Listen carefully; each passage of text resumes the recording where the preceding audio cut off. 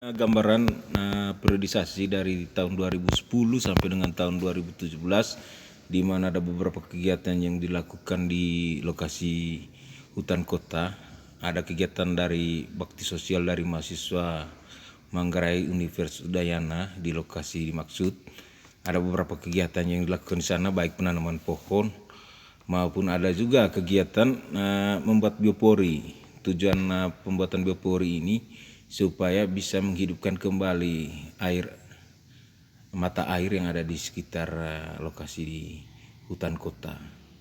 Keterlibatan anggota dari Kodim 1612 Manggarai juga dalam rangka menjadikan lokasi ini sebagai lokasi demplot yang menjadi percontohan.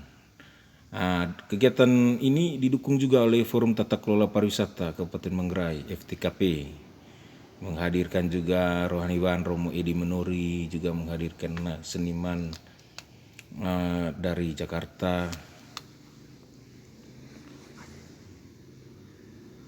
Jadi FTKP merupakan organisasi pemerhati pariwisata yang juga mendukung kegiatan di